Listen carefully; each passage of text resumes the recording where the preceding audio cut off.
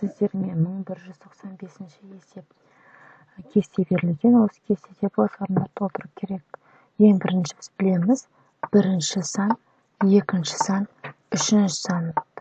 Үш санды қосып, үшке бөлеміз, сонда жауабы 80 болу керек. Оны табу үшін ортадағы санды, белгісіз санды біз x деп аламыз. Арифметикалық ортаның табудың негізгі заңдылығы бойынша қанша санды қостық, сол санға бөлеміз. Сол санға бөлеміз. Үш санды қосса, онда үшке бөлеміз, онда бізде болады 80 деп тұр. Енді осыны кәдімгі теңдеу арқылы табамыз. Ол үшін 86-ға қосамыз 90-ды. Сонда жауабы 176 болады.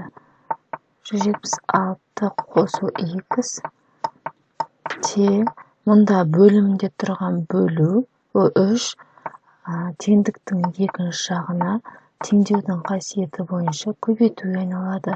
Сонда x-тен 80-ді көбейтемін 3-ке, 240 болады.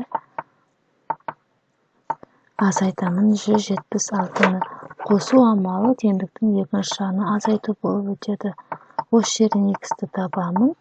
240-тан 176-ны азайтсақ, жауап 64 болады.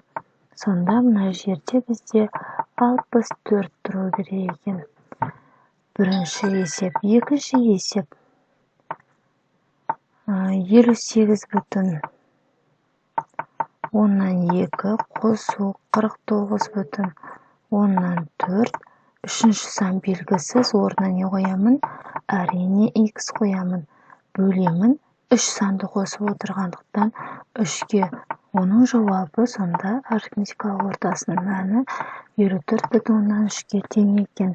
Енді ғалыммен бірінші жұмыс жасаймыз. 58 бүтін оннан 2-ге қосамын 49 бүтін оннан 4-ті.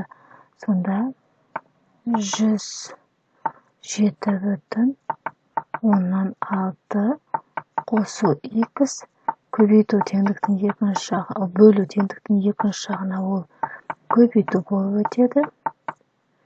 Енді мәнін табамын.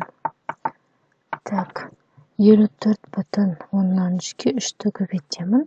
Сонда болады 162 бүтін оннан 9 қосу теңдіктің екінші жағына азайту болып өтеді.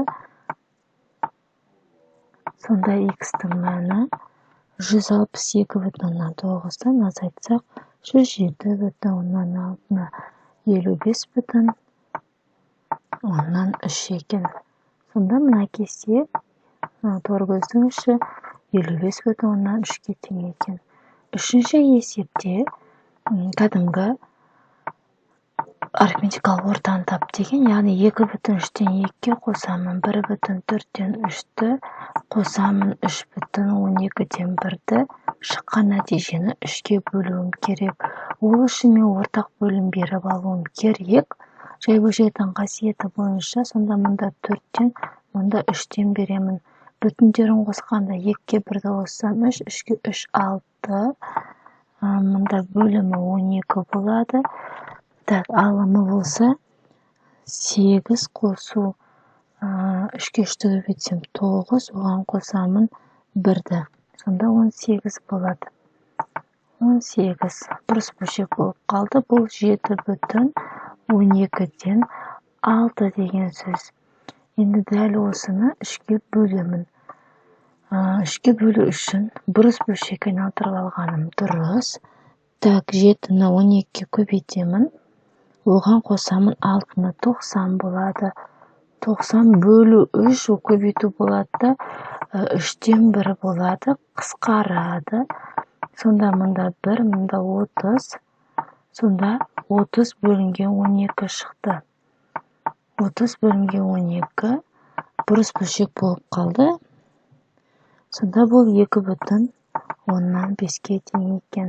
Сонда мұнда жауап 2 бүтін оннан 5 болады екен.